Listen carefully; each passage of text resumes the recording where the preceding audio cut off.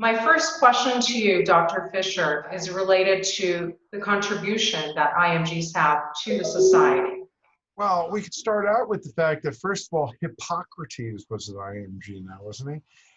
Then again, so was Sir William Osler. Sir William Osler started all residencies in this country in 1889, Johns Hopkins.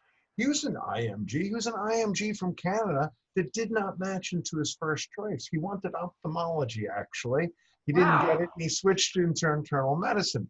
So from the very beginning, IMGs, it was the standard actually for people to do their training in Europe, and then you actually come to the United States.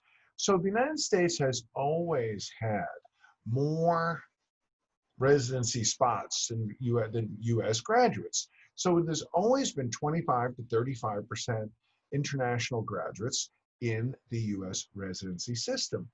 Now, that is also because there are places like New York City that have more residency positions in Brooklyn and Queens of New York City than the entirety of the country of Canada.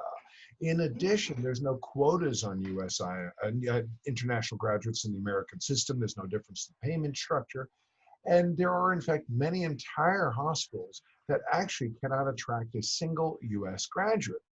In addition, Americans have a choice. They can, in many ways, take doctors who could be the last in their class in a US medical school, or collect, cherry pick the best 2 or 3% of intellectual capacity from around the world. So if you take a country like India, where to get into medical school, they only accept 3%, the United States is 30%. So therefore, you're already selecting out for very high IQ and high ability.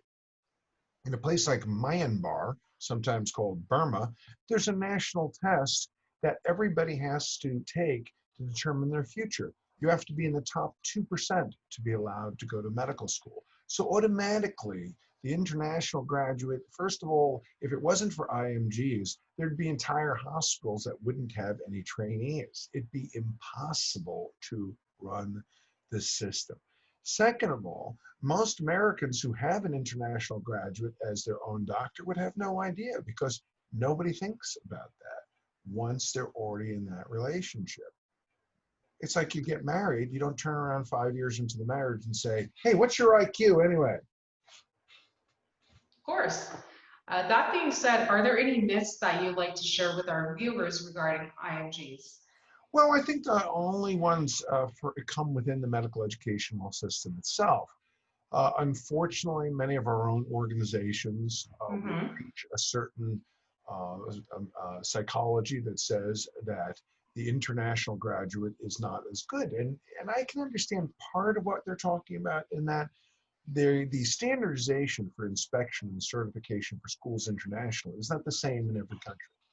There's no LCME in every country, no licensing committee on medical education, American Association of Medical Colleges, AMC, these certifying organizations that go around and inspect the medical schools to make sure they're perfect in every way. So I can understand there's a certain lack of standardization.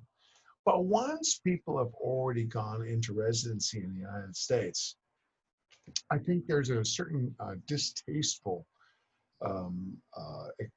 exclusion or lack of respect amongst certain of the medical schools, and in fact certain of our own academic organizations, that somehow view the IMG, even after they finished training in the United States, as somehow not being quite as competent.